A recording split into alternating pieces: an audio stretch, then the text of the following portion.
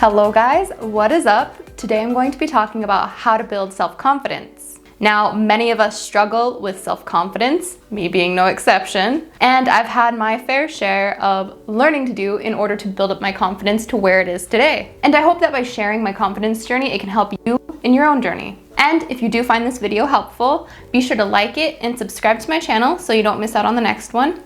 Now, let's get started. So at the beginning of my journey, I had zero self-confidence. And when I say zero, I really do mean zero. It got so bad to the point where I couldn't even make decisions on my own. I had to look to somebody else to make the decisions for me. You could really see this when I was deciding what to study, where to live, or even where to go, what to buy. It became so hard to make any decisions on my own. I would break out in a sweat and panic and call up anybody that I could in order to get at least some sort of opinion to help me make a decision. Another area that you can see where I had really bad self-confidence is where I was afraid of being judged, criticized, or even standing out. In public situations, I would shrink myself as small as possible, trying to make sure that nobody would try to talk to me or even engage in the conversation because I was so nervous and scared that I would make a mistake. And I would wait for a long time and wouldn't even try to interact with anybody until I just felt a little bit more comfortable with the people around. And I'm sure a lot of people can resonate with this because I've seen other people post about the same thing and the same struggles in public situations. So if you do struggle with this, stay tuned because I'm going to explain about ways that I've overcome these kinds of situations. Now, another kind of situation that stands out to me really significantly, even now, is not wanting to be a nuisance in the grocery store. Now, what I mean by this is anytime I am walking down an aisle and I see somebody who is clearly blocking the aisle, like they have their shopping cart all the way across and they're standing on one side and everything's blocked, I would automatically take the blame for that kind of situation. And I'd be like, sorry, excuse me, shrinking myself as small as possible. Because one, I wasn't confident, and two, I felt so big that it was automatically my fault that there was not enough room for me to get through, even though the other person is clearly blocking the way. So these are just a few quick examples of situations and things that I felt really inconfident, and you can really clearly see the picture of how I was before. But the steps to get over having zero self-confidence, the first thing that I had to do was realize how harmful some of these behaviors were. Looking at the way that my life would turn out if I continued having zero self-confidence. Would I have to continue to depend on anybody and everybody to make decisions for me? Would I continue to dampen my own opinion, not valuing what I have to say or what I want? Realizing that if I continued in that way, I would not be truly happy because I never did what I wanted to do. I always did whatever somebody else had suggested. And so I knew that my life would not turn out the way that I dreamt it would be. Now, after reflecting and understanding where my life would go if I continued what I was doing, the next step that I had to take was doing what I truly wanted. Not trying to take in other people's opinions or suggestions to make decisions about my life, but doing what I wanted. This one was a very hard one for me to get over for a very long time. And one of the first steps that I ended up taking was switching my career paths. So before I switched what I wanted to do, I originally wanted to travel the world and teach English. That was my original goal and purpose for going to college, but then some things were said and I ended up holding myself back from that dream and just wanted to go into teaching instead rather than traveling the world. But now that I'm doing what I want and things that would make me truly happy, I've switched again and I'm teaching online English, as you guys know. So this allows me to travel the world. And this was the first step just to make decisions on my own, decisions that I know will change my life for the better, and knowing that this will make me truly happy. And another thing that I've had to do during this whole process is ignore, well, not necessarily ignore, but put off what other people are saying.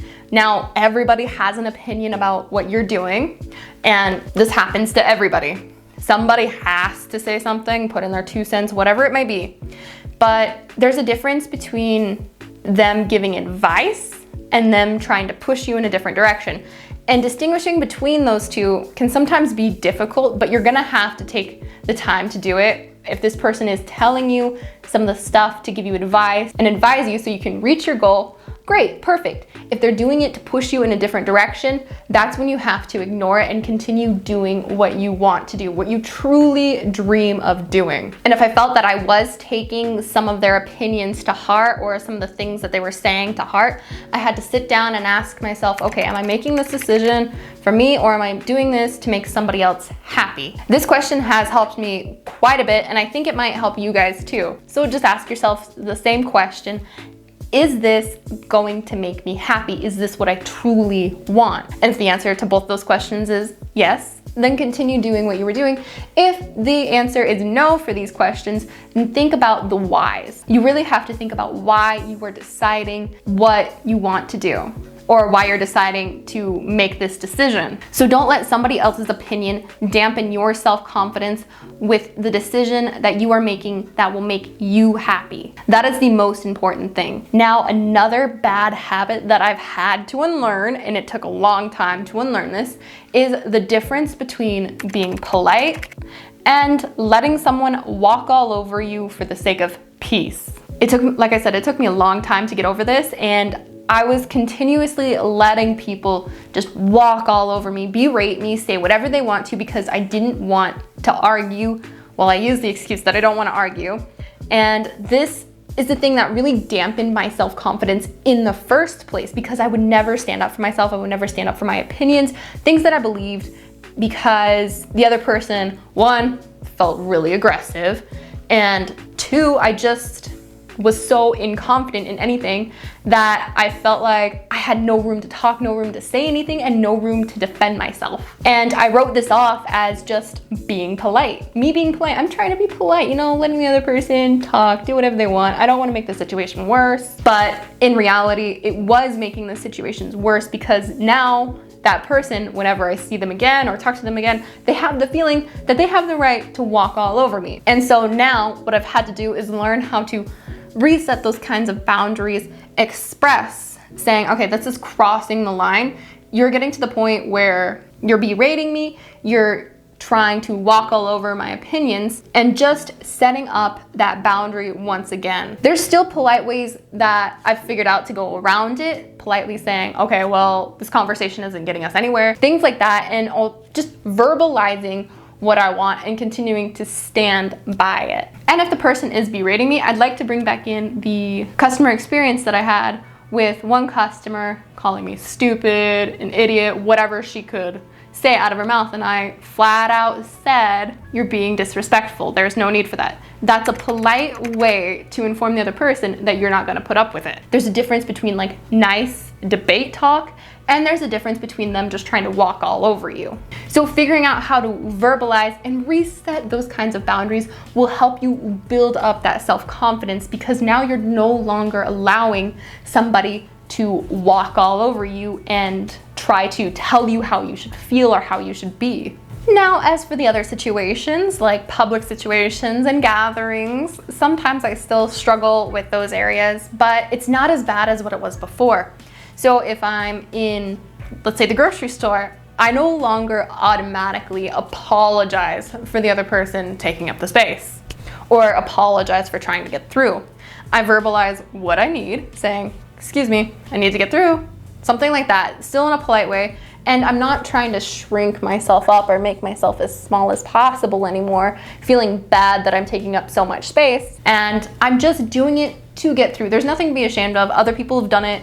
You see it all the time in stores. People will just say, excuse me, I need to get through. And most people don't even mind you saying, excuse me. And so now I kind of realize I had nothing to worry about in the first place. And this has built up my confidence with those small things slowly but surely. And as for public gatherings, I try to force myself to speak, even though I still feel uncomfortable. And sometimes I think, oh my God, I'm gonna say something wrong. Oh, they're not gonna like me because I've said something wrong, or I don't say something that is funny or nice, whatever it may be. But I still force myself to speak as much as I can in those kinds of situations, because I need to get out of my comfort zone in order to build up that kind of self-confidence, realizing that I don't have anything to worry about. One other great thing that has helped with self-confidence, or one other great thing that can help with self-confidence, is reflecting. Reflecting plays a huge part in all of this, reflecting, why did I behave in such a way? Why did I do that? Why did I apologize for that? Or why couldn't I verbalize my boundaries? When you reflect and you kind of think about those situations, that gives you the time and the opportunity to kind of be like, did I do that just because I was being really inconfident? And how could I address that situation differently? When I first started, if I had one of those moments where I shrank, I would later on ask myself, okay, why was I doing that? Did I do that just because I realized that the other person wasn't gonna move? Or did I do that because I was being inconfident? And just by taking the time to reflect, it has helped me kind of behave differently in those situations. So if anything, I do highly recommend you taking the time just to reflect. Reflect on the situation, reflect on the decisions that you may have made in the past. Anytime that you feel like you were inconfident, reflect back on that situation. So what you should do if you really want to start changing is first ask yourself, what would my life look like if I continue the way that I am? Will I be happy, or will I be just drifting by? That's the first thing that you should do. Second thing, start making decisions for yourself. Don't make them just because it'll make somebody else happy. Make a decision that is based upon your happiness and what works for you and your family. Nobody else understands the situation better than you do. Third thing, learn the difference between being polite and allowing somebody to walk all over you. So don't be a pushover. And the last thing that you should do is reflect. Reflecting on the past decisions that you've made, or reflecting on past situations where you felt inconfident. This gives you the opportunity to really deeply think about the whole thing, maybe understand a way to handle it differently in the future. Now, I've never seen somebody who is completely self-confident their entire life.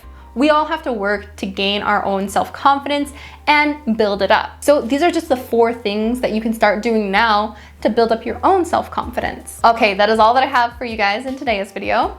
Comment below on something that helps you with your self-confidence, and maybe you'll help somebody else. Also, be sure to start applying these 4 things as soon as possible so you can start building up your self-confidence. Okay, that is it for today. I will see you guys in the next video. Bye.